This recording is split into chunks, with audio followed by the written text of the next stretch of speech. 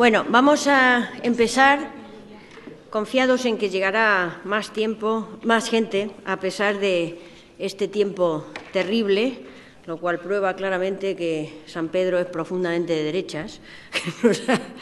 Pero vamos a empezar y hemos definido este homenaje a Paco Fernández Buey, le hemos llamado Ciencia y Tercera Cultura, por el sitio en el que estamos, en el CSIC, dialogando con un insumiso discreto.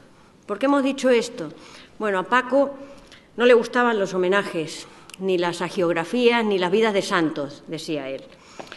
Y por eso pusimos esto de Dialogando con un insumiso discreto, el título de uno de sus libros de los que a mí más me gusta, porque esa era la idea original. No homenajear, sino dialogar con Paco, seguir dialogando con Paco y recorrer un trocito muy pequeño de su inmensa obra y compartirla con vosotros.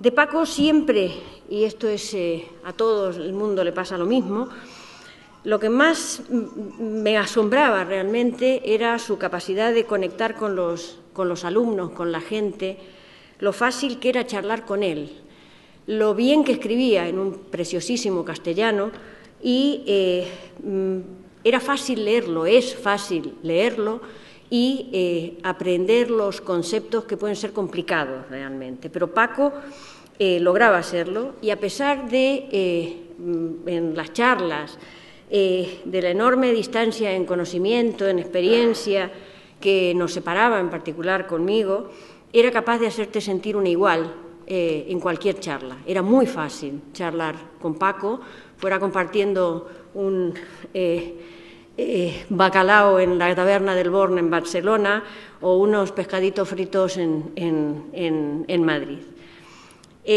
Paco era más que discreto.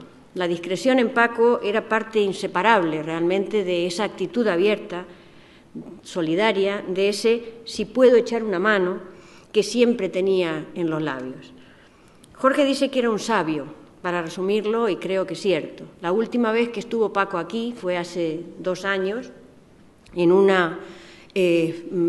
acto que organizamos de críticos y ciudadanos, para contestar justamente a la brutal campaña que había contra Carlos Berzosa, en ese momento rector de la Complutense, por haber cedido, que no participado, cedido un salón de la Complutense para un acto de apoyo a Garzón. Y para recordar a Paco, nos hemos reunido varios de sus amigos.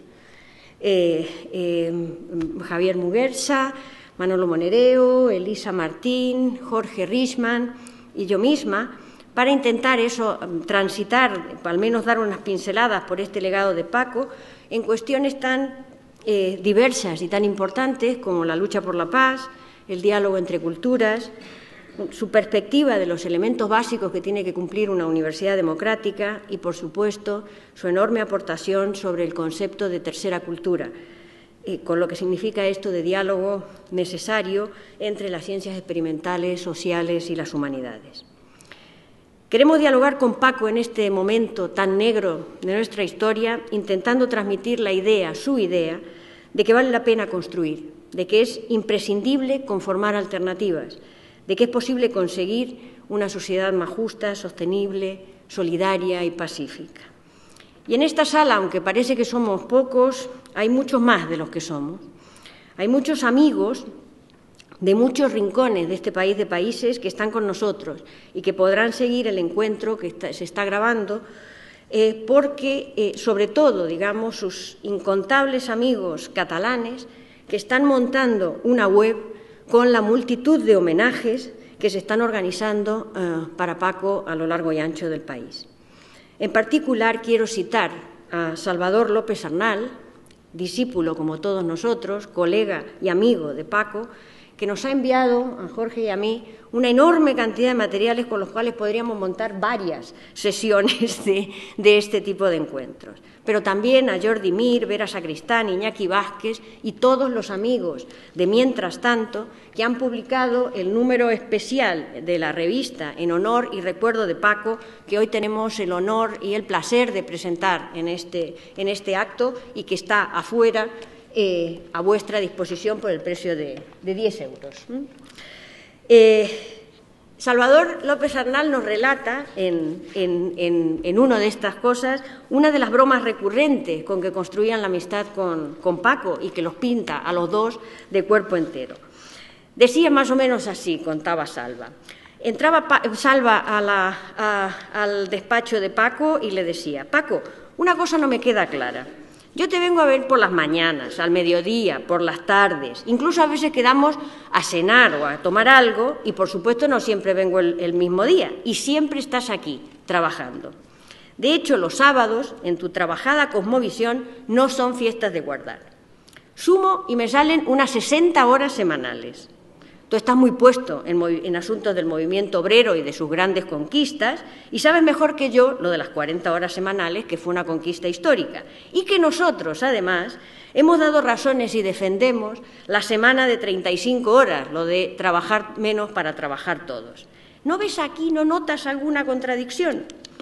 Y nos cuenta Salva que Paco solía sonreír, con esa sonrisa tan suya y que tanto echamos en falta, y con toda la amabilidad solía decirle: Salva, a tu edad deberías ya distinguir entre trabajo asalariado y trabajo voluntario. En tu cómputo estás sumando cantidades heterogéneas, aunque enseñar para mí es un gusto y un honor. Los aficionados a la lógica sabéis o creéis saber de signos y de deducciones, pero en asuntos sustantivos os perdéis como elefantes en la zarzuela. Mis horas voluntarias, decía Paco, son contribución a la tarea de siempre, dar calor, todo el valor que podamos a la llama de la justicia, de la equidad, de la fraternidad. Nuestro programa mínimo. ¿No se trata de eso? Y claro que se trata de eso, porque Paco, un hombre tan cercano a la cultura de los vencidos, vivía su compromiso de servir a los otros, a los anónimos, a los sin nombre, a los de abajo que no tienen nombre. Compartía con su maestro y amigo Manolo Sacristán el interés por la ciencia y el conocimiento científico y su verdadera pasión ético-política. Y con él repetía aquello de Sacristán que decía que hay que pintar bien de negro la pizarra del presente para que resalte sobre ella el blanco de la tiza con el que dibujar la alternativa. Para eso estamos aquí, para reflexionar con Paco, para seguir dialogando, para intentar construir alternativas y pintarlas de blanco muy brillante sobre la negrísima tarea y pizarra del presente.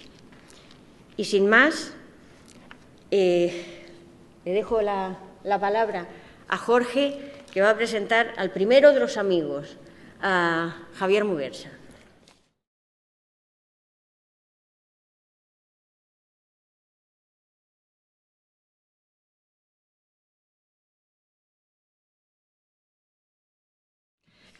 Pues me toca cerrar esta ronda de intervenciones de esta mesa como única representante de las ciencias duras. Yo soy, para los pocos que no me conozcan de los que estamos aquí, soy Alicia Durán, física, reconvertida a la química y haciendo pinitos en sociología y filosofía cuando estamos hablando de política de la ciencia. Yo me voy a centrar básicamente,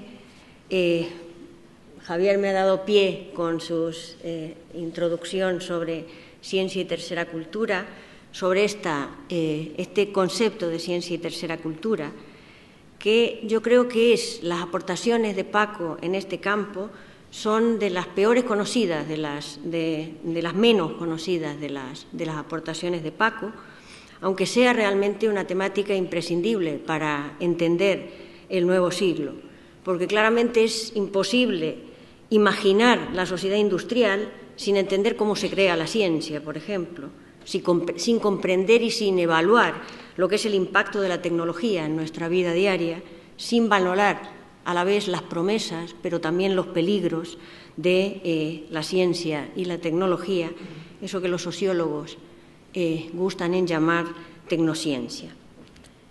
Está claro que no parece conveniente ser socióloga y no tener idea de cómo funciona una tableta o un móvil, pero tampoco es de recibo que los investigadores, las tecnólogas, los científicos sean incapaces de mirar más allá del microscopio, aferrados a esa falsa y, caduca idea de la neutralidad de la ciencia.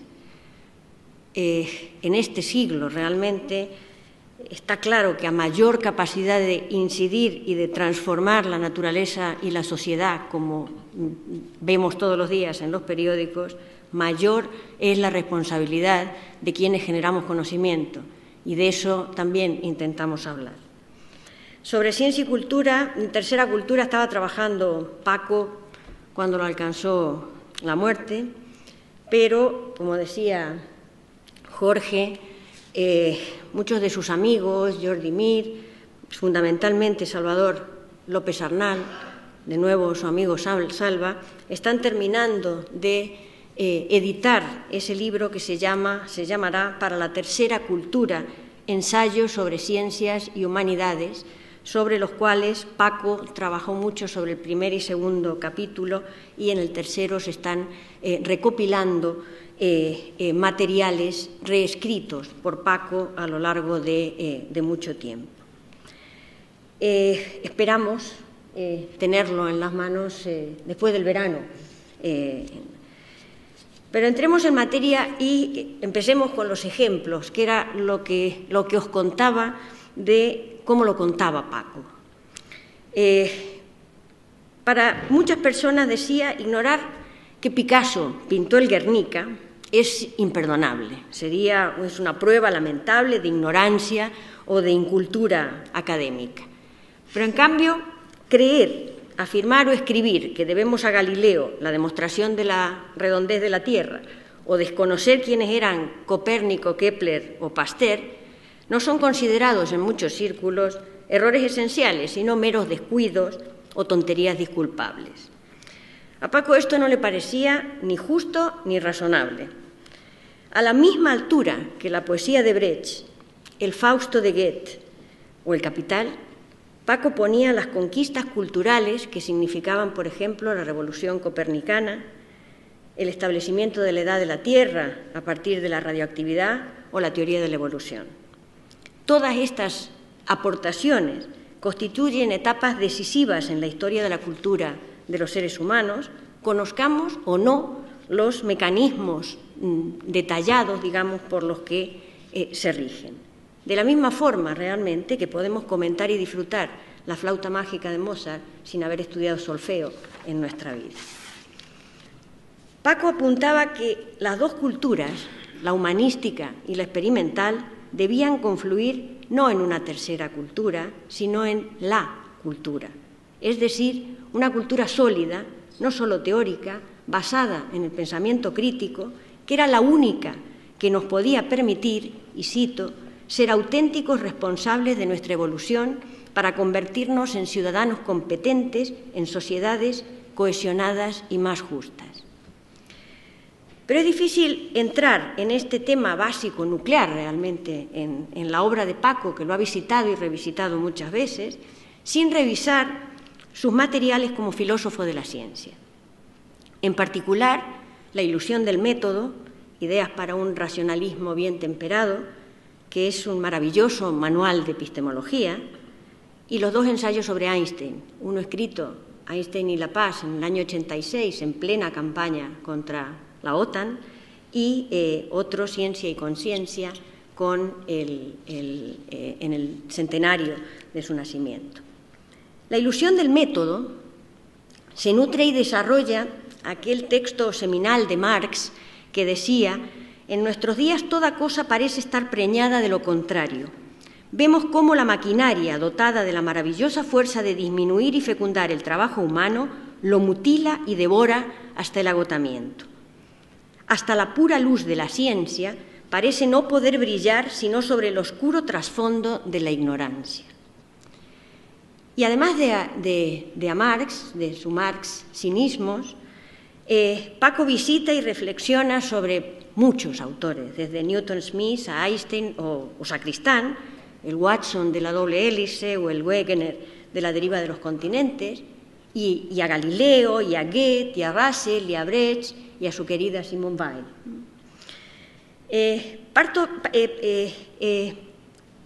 Paco parte en la ilusión del método de una hermosa metáfora de Otto Neurath, que escribía: imaginemos que somos como marineros que en alta mar tienen que cambiar la forma de su embarcación para hacer frente a los destrozos de la tempestad. Para transformar la quilla de la nave tendrán que usar maderas a la deriva o tal vez tablas de la vieja estructura.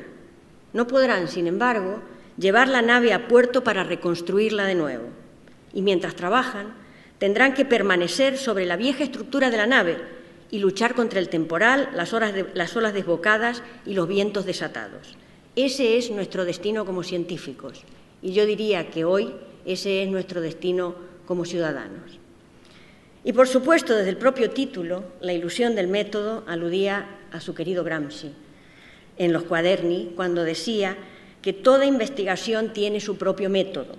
Creer que es posible desarrollar y avanzar una investigación científica aplicando un método típico es un método tipo, es una extraña ilusión que tiene muy poco que ver con la ciencia. Este fue el punto de vista metodológico y antimetodológico que usó Paco. No es razonable realmente pensar que es posible desarrollar una investigación científica de cualquier tipo, en cualquier tiempo o en cualquier país, aplicando un único método, un método de tipo general, lo que sería el método científico. Y a mí me trae, cuando yo leí La ilusión del método, muy poco después de que se publicara en el año 91, me trajo a la memoria una anécdota personal.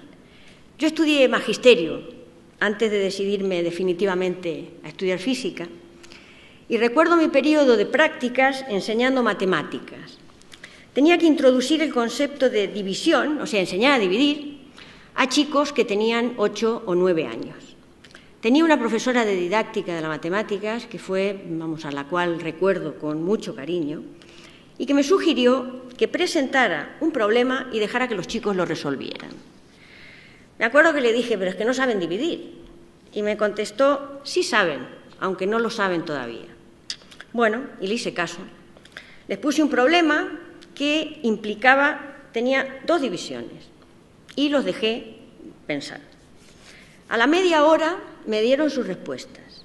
Habían resuelto el problema de 5 formas diferentes, y las 5 formas eran correctas. A partir de ahí fue fácil explicar la forma más sencilla de hacerla, la que era más funcional, pero no la más correcta, porque las 5 soluciones eran correctas. Una evidencia empírica de la búsqueda vana, de la ilusión del método que nos decía Paco, una demostración de los múltiples caminos, rectos o torcidos, que conducen al conocimiento. La ilusión del método, como señalaba Paco en el prefacio, es una reflexión sobre epistemología moderna y plantea el cambio de la nueva filosofía de la ciencia respecto al edificio teórico que estaba construido en los años 40 y 50. Un cambio que suponía pasar del análisis de la estructura de las teorías científicas a la historia de la formulación de las teorías y, fundamentalmente, de la filosofía de la ciencia a la sociología y a la política de la ciencia. Un cambio que Paco relacionaba con el aumento del interés por la función social de la ciencia y también por la cada vez más extendida preocupación por las implicaciones de esos resultados del complejo científico-técnico. Y en esa tarea de atar los 2 cabos sueltos, el interés por la función social de la ciencia y el miedo a las implicaciones de la tecnociencia, Paco siempre eligió el filosofar del científico acerca de sus prácticas sobre la filosofía licenciada e institucionalizada, como lo llamaba, de la ciencia. Paco admiraba profundamente a Einstein. a quien visitó y revisitó en distintas épocas de su vida. En el prólogo de Ciencia y Conciencia lo definía como, y cito, un científico filósofo que sabe pensar en los problemas sustantivos de su ciencia, en las cuestiones de método y en las derivaciones más generales de las teorías que inventa, y que ha sido, a la vez, un pensador que sabe que la ciencia es también una pieza cultural y que, sabiéndolo, anticipa lo que podríamos llamar la primera autocrítica de la ciencia en un mundo en el que la ciencia misma está mostrando su lado malo, su peor cara, la de la infatuación. Yo diría aquí, si Einstein estuviera aquí, no diría infatuación, diría excelencia, que es lo que contamos, la palabra que utilizamos ahora. Einstein era un hombre que creía en que la ciencia sin epistemología era primitiva y que reflexionó por su cuenta sobre los fundamentos, pero también sobre las consecuencias de su propia teoría, y que se convirtió, por tanto, en un científico incómodo para la mayoría de sus colegas y también en un filósofo incómodo para la gran mayoría de los filósofos de la ciencia, ya que Einstein no se quedaba en la filosofía de la ciencia, sino que extendía su reflexión a la filosofía moral y política. Paco lo llamaba un rebelde discreto, que exaltó la imaginación y la fantasía como ingredientes imprescindibles de la creación científica. Un curioso, fascinante y ambivalente rebelde del siglo XX que amó la razón y despreció el poder, apoyó a los objetores e insumisos y aceptó con cortesía, ironía y humor los títulos honoríficos de las miles de universidades del mundo, escribiendo aquello de «para castigarme por mi desprecio a la autoridad, el destino me convirtió a mí mismo en una autoridad».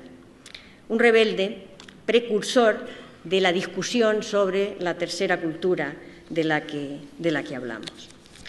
Y continuaba Paco con un diálogo que había hilvanado en la última época de Sacristán, o sea, antes de su muerte, sobre la tercera cultura, donde Paco sostenía que había que destacar el efecto benéfico del diálogo entre el científico y lo que él llamaba el mero amigo del saber tocado de la docta ignorancia, a la manera que el artista o el escritor dialogan con el crítico.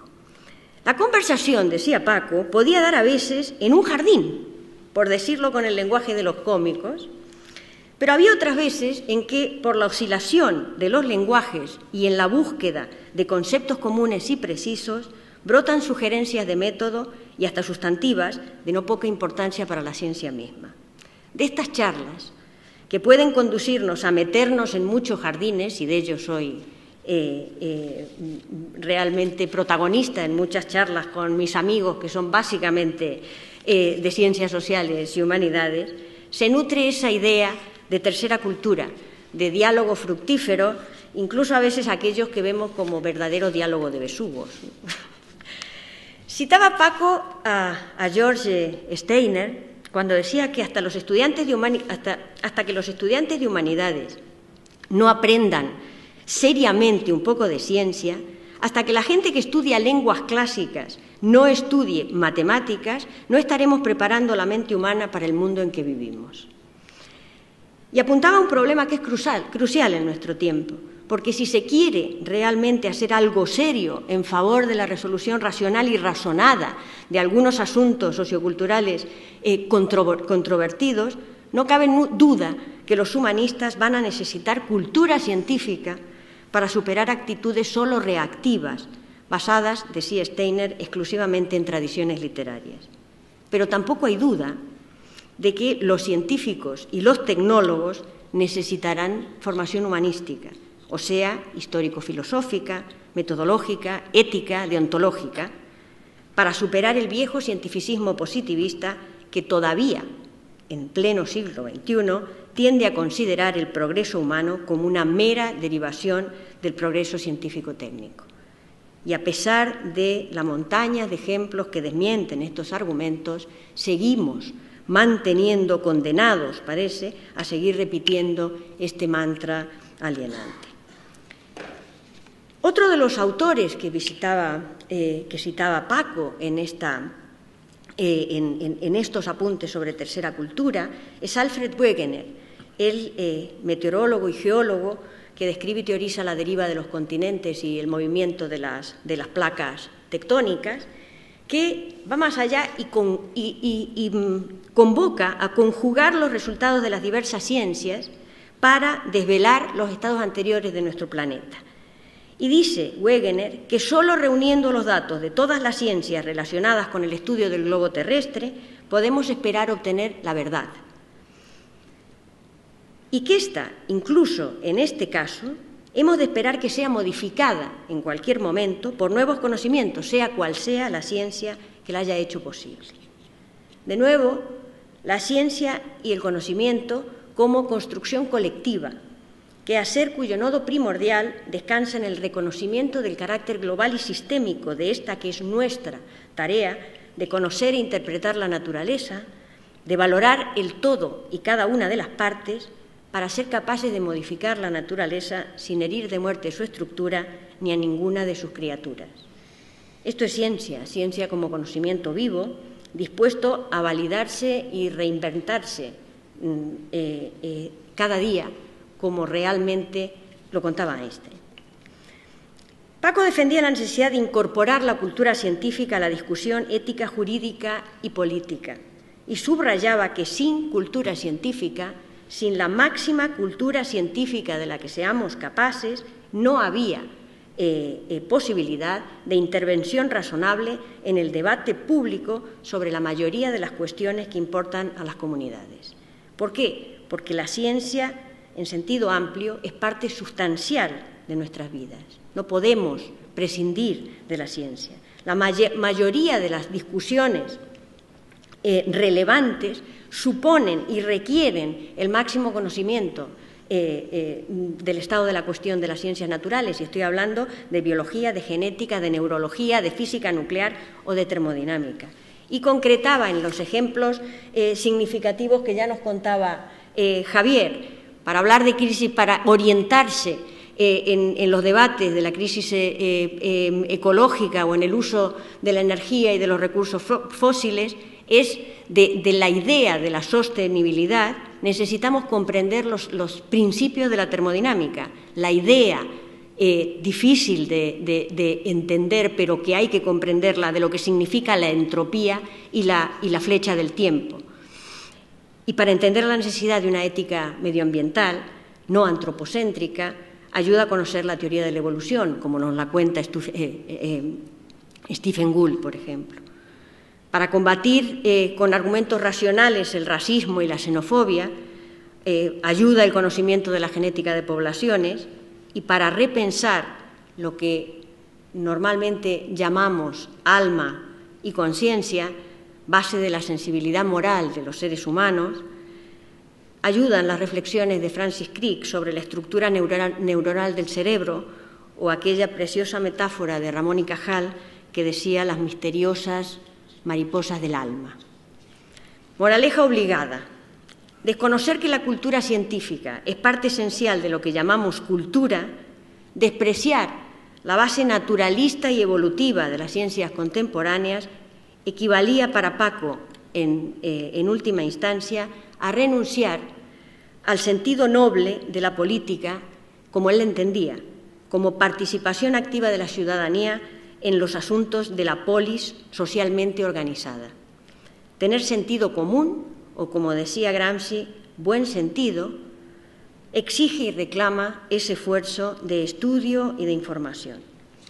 Pero para transitar este camino de doble vía, es también evidente, muy evidente, aunque no para la mayoría de los científicos duros, que los científicos experimentales necesitamos formación humanística. Porque la ciencia, sin más, no genera ética política.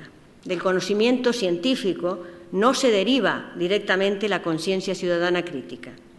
Las ciencias de la naturaleza y las ciencias de la vida nos dicen poco o nada acerca de las razones que llevan al ser humano a pasar de la teoría a la decisión de actuar en favor de la conservación del medio ambiente o de un modo de producir y vivir sostenible, al respeto de la diversidad o de la sostenibilidad ecológica o la superación de la energía nuclear, por ejemplo. Paco decía que el humanista de nuestra época no tenía por qué ser un científico en el sentido estricto, ni seguramente podía serlo, pero tampoco tenía por qué ser la contrafigura del científico natural o el Jeremías siempre quejoso ante las potenciales implicaciones negativas de tal o cual descubrimiento científico o de tal o cual innovación tecnocientífica. Si se limitaba a ser esa contrafigura, el humanista tenía todas las de perder.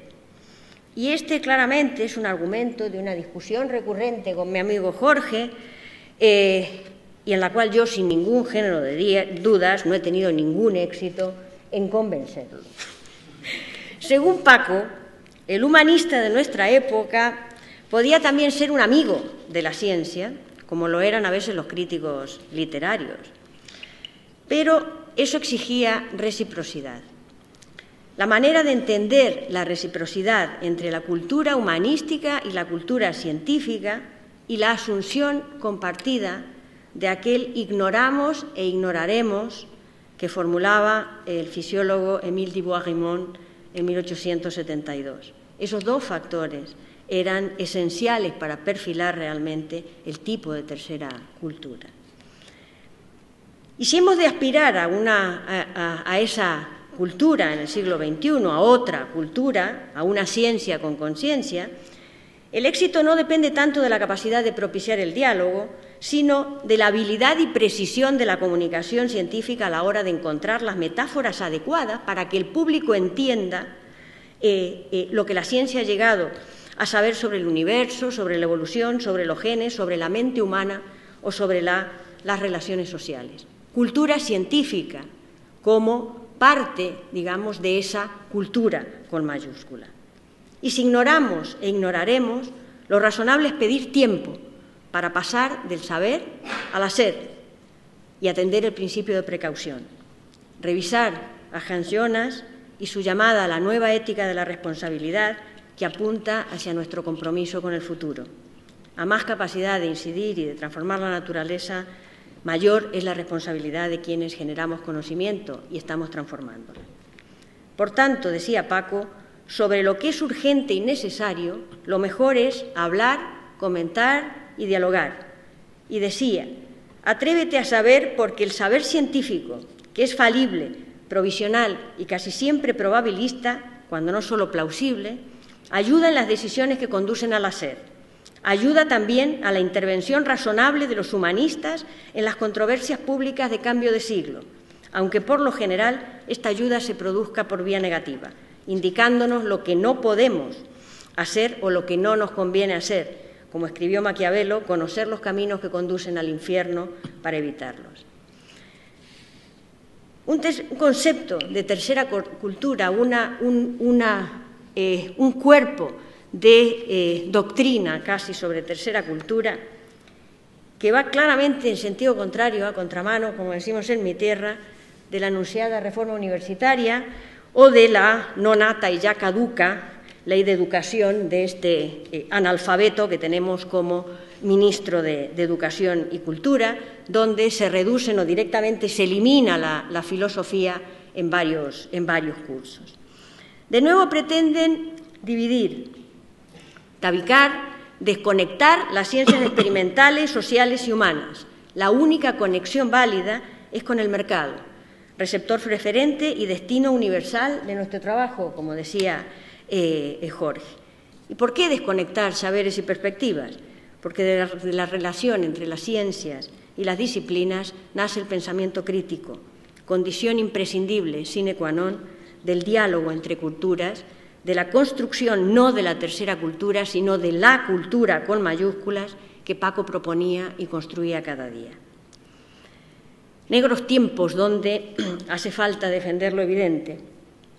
En una de sus últimas entrevistas, a finales de 2011, que dio a Iglesia Viva, Paco nos decía que en estos momentos tan negros, una de las formas posibles de no deprimirse era tener cosas a las que agarrarse, pequeñas comunidades, grupos, colectivos, amigos, donde uno comparte penas y las miserias con los demás. Y a nivel personal, decía, cuando las cosas van mal, tengo la tendencia a meterme más en la historia de las ideas, las más alejadas de este mundo, para ver si encuentro otro mundo, aunque sea del pasado, en el que las cosas fueran mejor. Yo estoy convencida que para esto, para no deprimirnos en esta época tan negra, lo mejor que podemos hacer es sumarnos a las mareas, verdes, blancas, naranjas, negras o violetas, que ya se acaban los colores realmente para enarbolar la protesta, porque las mareas son un hecho nuevo. Hay muchos sociólogos estudiando las mareas y hay libros publicados ya sobre las mareas, porque son realmente formas alternativas de expresión ciudadana que han logrado armonizar y acompasar distintas culturas de movilización. Ahí tenemos los sindicatos de clase y los sindicatos sectoriales, las AMPAs, las asambleas y organizaciones estudiantiles en la marea verde, que es en la marea de la educación, o superar lo que es todavía más difícil, las barreras corporativas de los sindicatos corporativos funcionales siempre al poder en lo que es la defensa de la sanidad en la marea blanca. Pero las mareas son, creo yo, mucho más que eso. Más allá de las banderas, y los que me conocéis sabéis que a mí me encantan las banderas, las pegatinas, las chapas y las de comisiones y de Izquierda Unida son parte de mi ADN ciudadano, pero ahora no hacen falta tener banderas para sentirse incluidos, parte del movimiento. La sensación de mandar marchar al lado, codo a codo, con gente desconocida que te hace hueco y te sonríe, emociona y nos devuelve a la incomparable sensación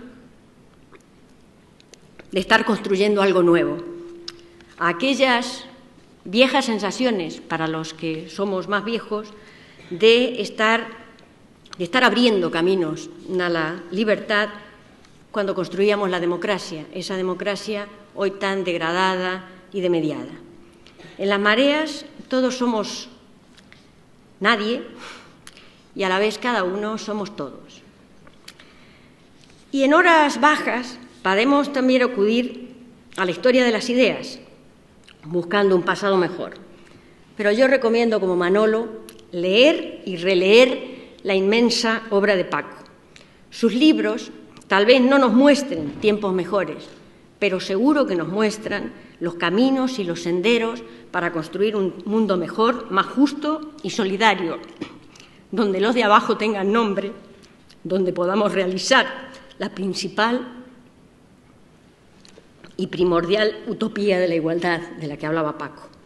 Una ciudad, una sociedad donde el pequeño rey David se las arregle siempre para encontrar la honda que derribe a Goliat. Y en todo caso, nos queda la poesía, que cura, reconforta y acaricia el alma. Como decía Elisa, Paco era un gran lector de poesía, amaba la poesía, y con él quiero compartir los versos de su gran amigo Jorge Richman, cuando llamaba a abolir la nostalgia, esa tenia violenta, esa impotencia de Sobillá del Máscara, mi desdentada enemiga más voraz, untarle el cuerpo de brea y de vergüenza. Sea la desolada quimera del presente nuestro empeño imborrable. Gracias.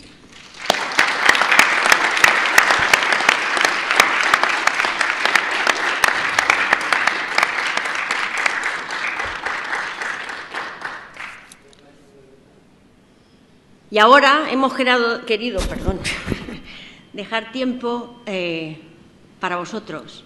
Esperamos seguir dialogando con todos vosotros. No, simplemente una reflexión. Por volver al tema de las tres culturas. El tema central y el drama que estamos asistiendo ahora mismo y yo soy un pesimista activo, o sea que no estoy parado nunca, es que justamente en momentos en que el sistema científico español está haciendo crisis, y esta casa es un buen ejemplo, como son las universidades, la falta de reflexión del científico sobre su contexto, la falta de reflexión de las interacciones ciencia y sociedad, las estemos constatando como una carencia brutal que está impidiendo que desde los científicos se haya un movimiento que se una a las mareas. Los militantes que estamos aquí sabemos de lo que nos está costando salir los científicos a la calle justamente por este problema de la falta de comprensión de los científicos de sus relaciones con el contexto social en que se mueven. Es un problema de incultura. Hemos generado un modelo científico que tiene poco que ver con ese modelo de ciencia crítica que Paco y todos hemos defendido, y ahí está nuestra responsabilidad. Si no somos capaces de, en este momento difícil, en que las condiciones objetivas para las dificultades de seguimiento de la implementación del sistema científico español, que ese crecimiento cuantitativo de la ciencia española no vaya acompañada de un crecimiento de ese carácter crítico consultación con la ciencia, haremos un monstruo de la ciencia española. Y los datos, si no somos capaces de revertirlos, nos van a llevar a un fracaso. Y finalmente, un detalle. Hoy hemos asistido en el Consejo a un acto de homenaje a un hombre importantísimo en el Consejo, el redactor del Reglamento Democrático de 1938. En su introducción, José María Serratosa, viejo amigo de algunos de nosotros, decía la ciencia como elemento crítico, la participación social como base de la organización. Está escrito en diciembre y publicado en diciembre del 78. Esto, decirlo hoy en público, en el movimiento científico español, suena a populismo gochista, viejos retrógrados. Es impresentable, es incompatible con el modelo de excelencia oficial que se publica la ciencia. Cualquiera que reflexione un poco más allá, y Alicia lo ha dicho perfectamente, y los demás, verá la contradicción profunda en que estamos sometidos. Si hay que revolver, con muchos elementos, al 78 para encontrar las palabras ciencia crítica en un documento oficial que no te vean como algo sonrojante, algo que no está bien de la sociedad, es que algo estamos haciendo muy mal.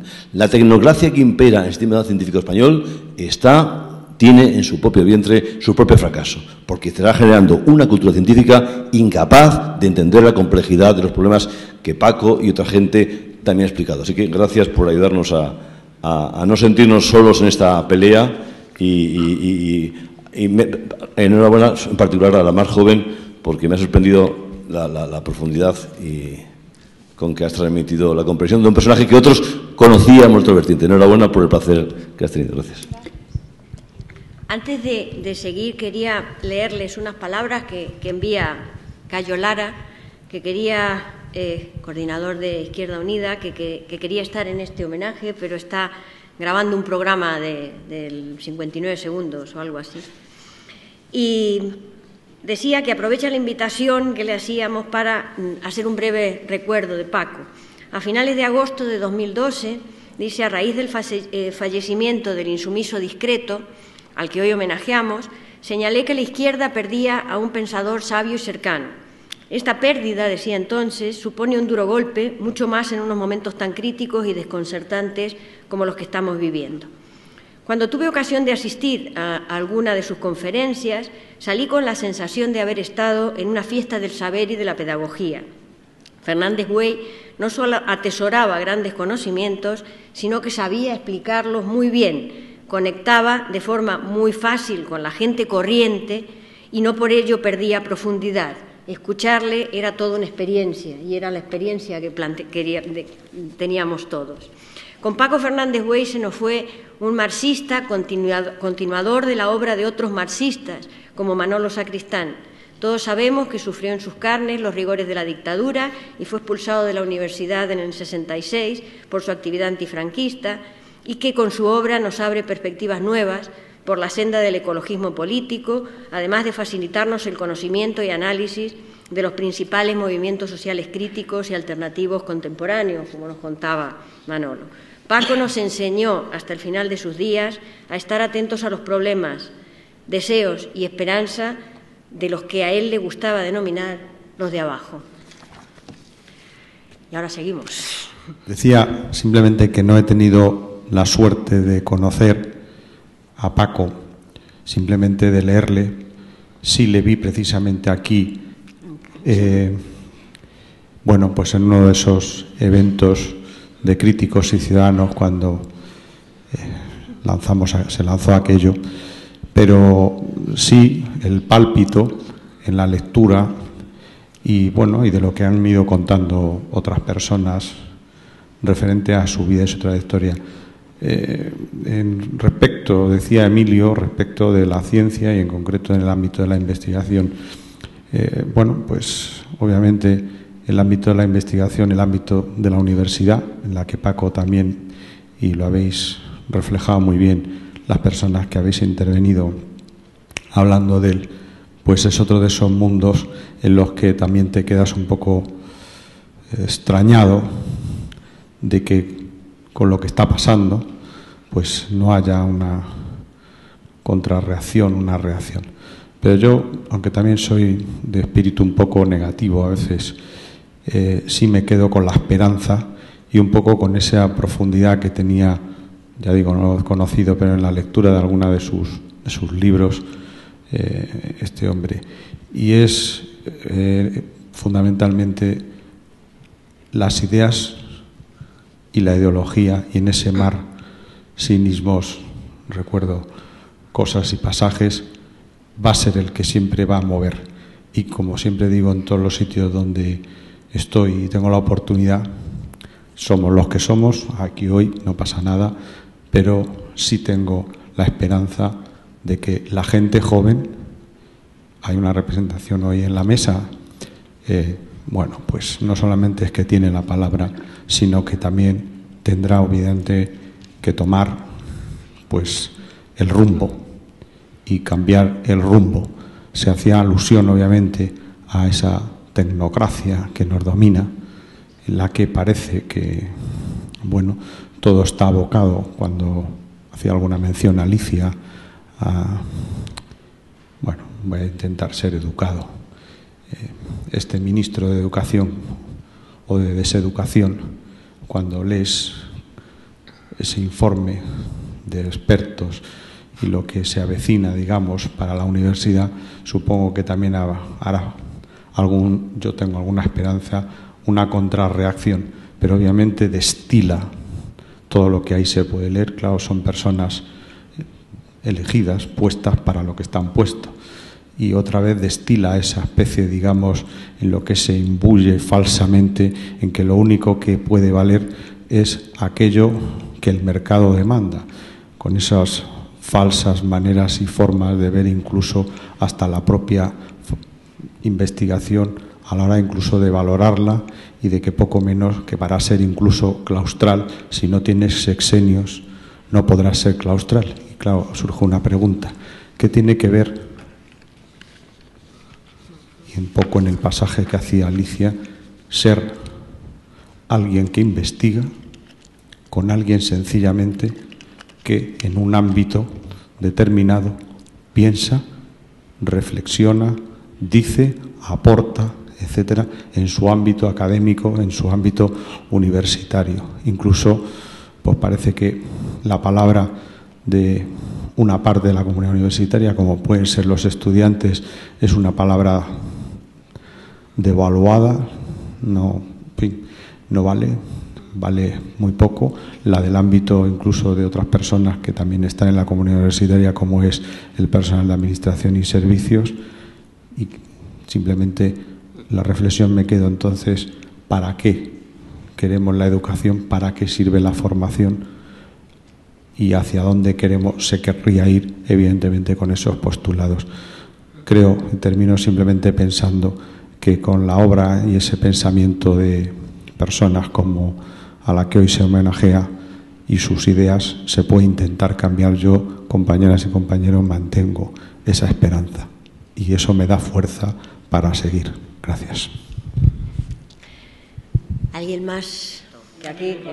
No sé si la conocéis, creo que no, pero creo que simplemente me viene al caso para conocer un poco cómo era Paco y cómo estaba Paco en julio del año pasado. Murió en agosto. Era el mes de julio, los calores tremendos de Madrid, y de pronto me llama por teléfono Julio Anguita: estoy en Barcelona y he decidido da un campanazo hoy. ¿Tú qué opinas? Dije, pues lo que quieras. ¿Qué quieres que te diga? Me parece bien. Si a ti te parece bien, pues a mí me parece bien. Bueno, total, estamos un rato hablando. Él estaba sentado en una plaza en Barcelona. Bueno, termina la conversación y al rato me vuelve a llamar. Oye, Manolo, ¿Paco Fernández Valle está enfermo? Digo, sí, Paco está bastante enfermo. Es que creo que hay una persona ahí delante y creo que ese es Paco. Y me dijo, y dice Julio, que eso casi nunca se le asocia a su personalidad, pero es una persona muy tímida, dice Julio, bueno, ¿y qué hago? Dije, pues acércate y lo saluda. ¿Qué va a hacer? Entonces, efectivamente era Paco Fernández Buey. Y entonces se juntaron los dos, estaba Jordi Mir acompañando a Paco, y estuvieron pues una hora hablando de viejos amigos sobre la revolución, sobre los cambios políticos, sobre la necesidad de la transformación, y haciendo los dos, pero Paco especialmente, planes de futuro. Es decir, sí, planificando el futuro, ayudando al futuro, ¿no? Es decir, hasta el último día, ¿no? Por un lado, con una lucha a brazo partido contra la muerte, desde una reafirmación muy fuerte de la vida, ¿no? Y yo creo que ese era el Paco que todos hemos conocido, ¿no? Pasa que Paco tenía la otra componente que va unido a esto del discreto, que hay que interpretarlo bien, el discreto del que habla Gracián, ¿no? Pero bueno, que era la otra cosa de Paco, que era la autocontención. Era una persona que había aprendido cada vez más a autocontenerse, a conservar una especie de energía interior que él soltaba y que te daba algo especial, ¿no? Por eso la sensación que uno tenía conforme iba pasando el tiempo era que este tío era cada vez más sabio, ¿no? Precisamente porque había tal tipo de modo de pensar, de actuar, una agudeza visual que te decía que este hombre estaba permanentemente, como diría yo, ¿no? Conservando la energía, es decir, había un movimiento en él que lo hacía muy especial, ¿no? Pero que al final era una enorme, desde una persona que no se puede decir que era la alegría de la huerta, pero sí desde una persona que tenía una gran vitalidad y una gran, no sé, una visión muy fuerte de futuro, ¿no? Entonces, pues, por eso quería contaros esta anécdota, ¿no? Es decir, un mes antes de su muerte, planificando el mundo y cómo cambiarlo con Julio Anguita en una plaza de Barcelona, ¿no? No me digáis que no es muy significativo de la personalidad que tenía nuestro amigo y hermano.